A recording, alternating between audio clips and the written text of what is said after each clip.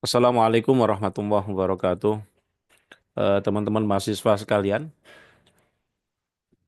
saya akan melanjutkan pembahasan kuliah kita, mata kuliah Psikologi 2. Hari ini saya akan menjelaskan tentang pengembangan diri dan meningkatkan kompetensi diri. Teman-teman sekalian, hidup adalah perjalanan untuk bertumbuh. Setiap manusia diciptakan Allah dengan potensi luar biasa. Dalam jiwa manusia itu terdapat benih kebaikan, akal untuk berpikir, hati untuk merasa. Namun semua potensi itu tidak akan bermakna jika tidak dikembangkan. Seperti benih yang tak disiram, maka ia akan mati sebelum tumbuh. Demikian pula manusia, jika tidak tumbuh ia akan tergilas zaman. Maka dalam dunia yang berubah cepat ini, teman-teman sekalian, pengembangan diri, peningkatan kompetensi bukanlah sekedar kebutuhan profesional, tetapi ia adalah tanggung jawab spiritual.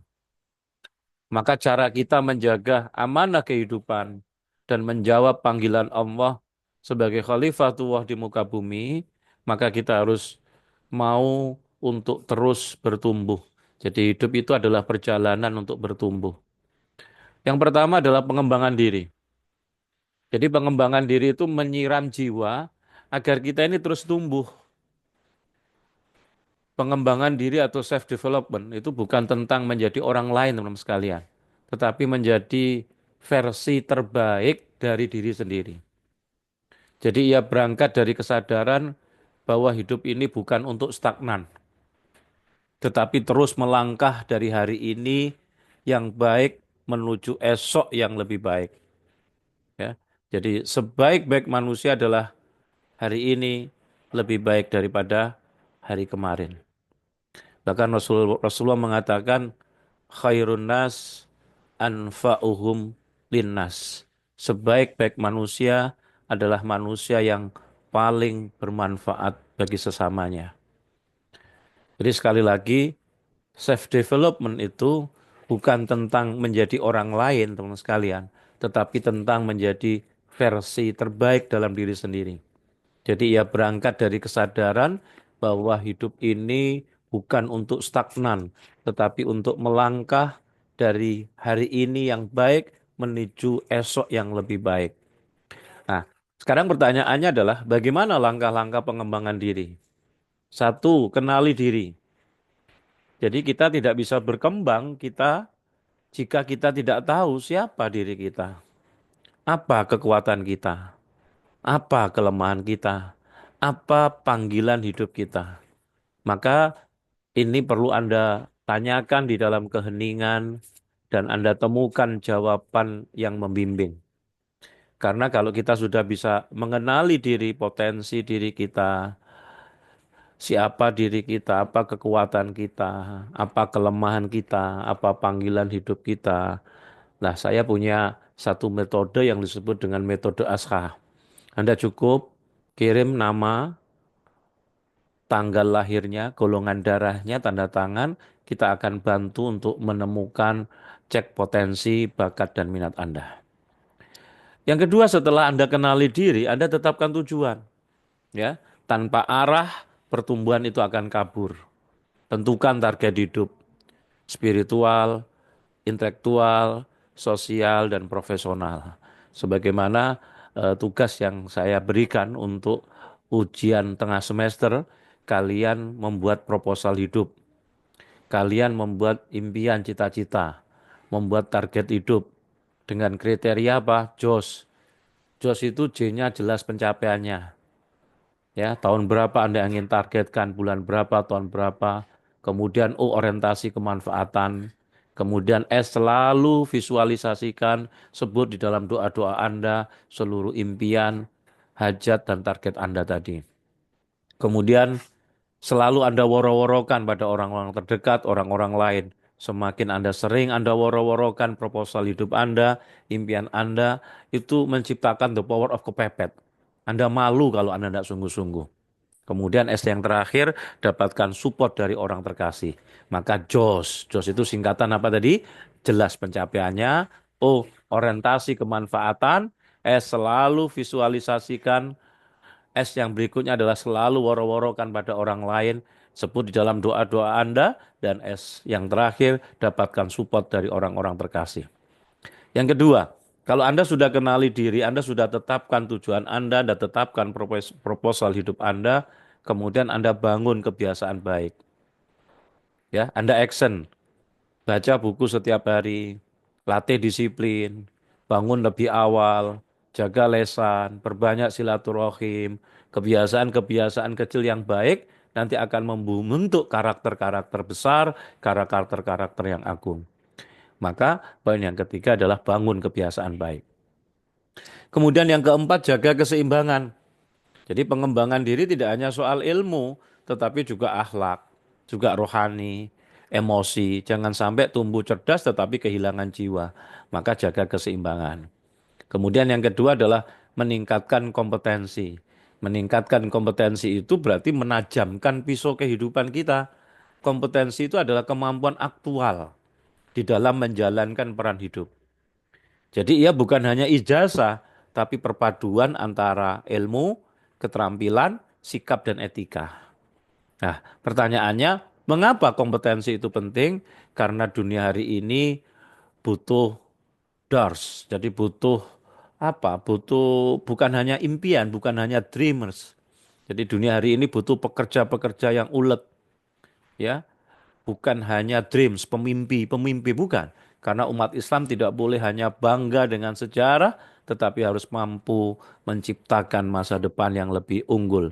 Karena dakwah membutuhkan kemampuan yang relevan dengan zamannya.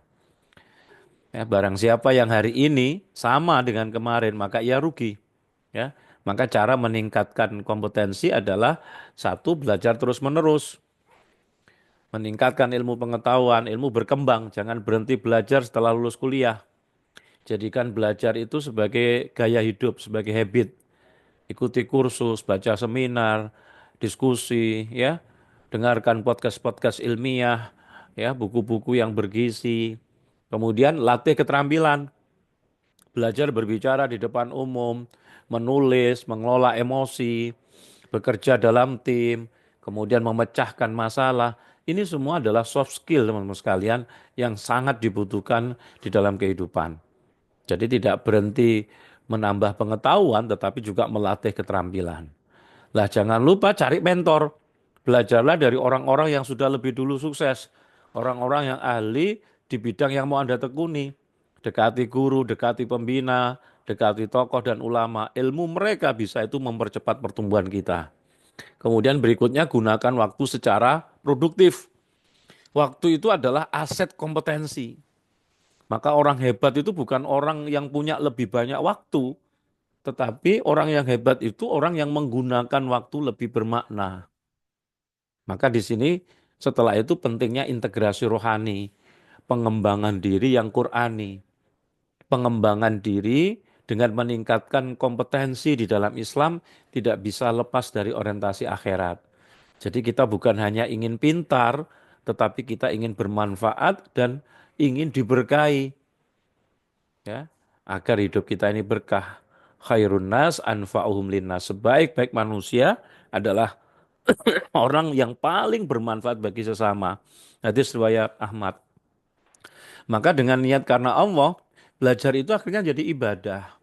Bekerja menjadi jihad, berkarya menjadi sedekah, bahkan bersaing menjadi ajang takarub kepada Allah. Bukan ajang untuk membanggakan diri, ajang untuk mencari popularitas.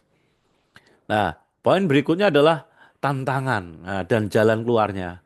Tantangan itu apa? Tantangannya hari ini rasa malas dan nyaman. Hati-hati, rasa malas dan nyaman dalam zona aman itu bisa menjadi jebakan, bisa menjadi tantangan. Rasa takut gagal atau takut terlihat bodoh. Kemudian hari ini terjadi distraksi digital dan media sosial yang menggerus fokus. Kemudian lingkungan yang tidak mendukung pertumbuhan. Nah, bagaimana jalan keluarnya? Maka kita harus bangun mindset bahwa pentingnya belajar seumur hidup. Temukan komunitas-komunitas yang mendorong kemajuan. Komunitas-komunitas yang seringkali mengatakan mengandung tiga unsur TIF, yaitu komunitas yang positif, komunitas yang produktif, komunitas yang kontributif. Kalau Anda berada di dalam circle Anda, komunitas yang semacam ini, maka insya Allah spiral kehidupan Anda akan naik. Kemudian kurangi konsumsi media sosial yang pasif, ya. Kemudian buat to-do list harian, apa yang harus Anda lakukan, ya. Buat to-do list harian, disiplin terhadapnya, ya. Kemudian dekatkan diri pada Allah agar hati ini kuat di dalam menghadapi tekanan. Sebagai penutup, teman sekalian, umat yang cerdas adalah umat yang terus bertumbuh.